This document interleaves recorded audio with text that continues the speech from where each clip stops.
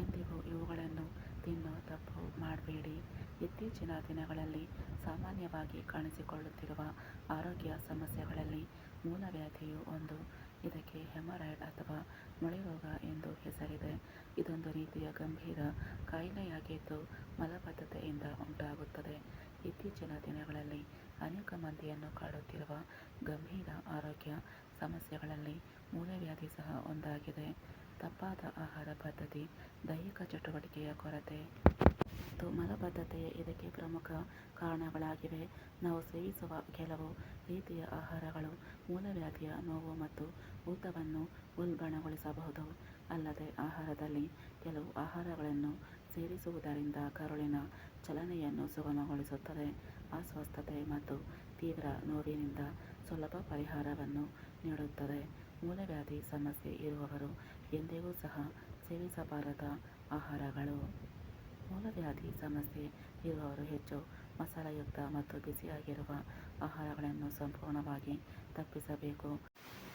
ವ್ಯವಸ್ಥೆಯಲ್ಲಿ ಉರಿಯೂತವನ್ನು ಉಂಟುಮಾಡಬಹುದು.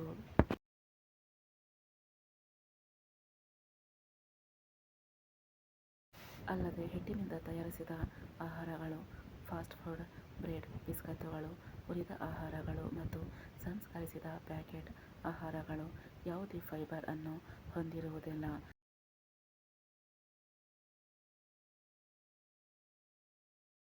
ಇದರೊಂದಿಗೆ ಹೆಚ್ಚು ಕಾಫಿ, ಚಹಾ ಮತ್ತು ತಂಪು ಪಾನೀಯಗಳನ್ನು ಕುಡಿಯುವುದರಿಂದ ದೇಹವು ನಿರ್ಜಲೀಕರಣಗೊಳ್ಳುತ್ತದೆ ಮತ್ತು ಮೂಲವ್ಯಾಧಿ ಸಮಸ್ಯೆಯನ್ನು ಹೆಚ್ಚು ಜಟಿಲಗೊಳಿಸುತ್ತದೆ.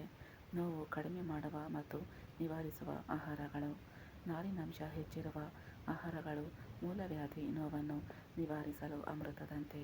ನಿಮ್ಮ ದೈನಂದಿನ ಆಹಾರದಲ್ಲಿ ಸೊಪ್ಪು, ತಾಜಾ ತರಕಾರಿಗಳು ಮತ್ತು ಧಾನ್ಯಗಳನ್ನು, ಓಟ್ಸ್, ಬ್ರೌನ್ ರೈಸ್ ಸೇರಿಸಿಕೊಳ್ಳುವುದರಿಂದ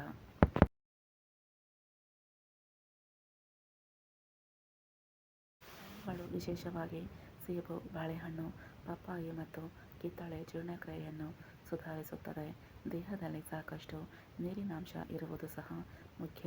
ದಿನಕ್ಕೆ ಕನಿಷ್ಠ 3ರಿಂದ 4 ಲೀಟರ್ ನೀರು ಕುಡಿಯುವುದು, ಮಜ್ಜಿಗೆ ಮತ್ತು ಎಳನೀರಿನಂತಹ ದ್ರವಗಳನ್ನು ಸೇವಿಸುವುದರಿಂದ ಕರುಳಿನ ಚಲನೆಯನ್ನು ಸರಾಗಗೊಳಿಸಲು ಮತ್ತು ನೋವನ್ನು ನಿವಾರಿಸಲು ಸಹಾಯ ಮಾಡುತ್ತದೆ. ಈ ಇನ್ನಷ್ಟು ಹದಗೆಡದಂತೆ ತಡೆಗಟ್ಟಲು ಆರಂಭಿಕ ಹಂತದಲ್ಲಿಯೇ ನಿಮ್ಮ ಆಹಾರ ಕ್ರಮವನ್ನು ಬದಲಾಯಿಸಿಕೊಳ್ಳುವುದು ಉತ್ತಮ.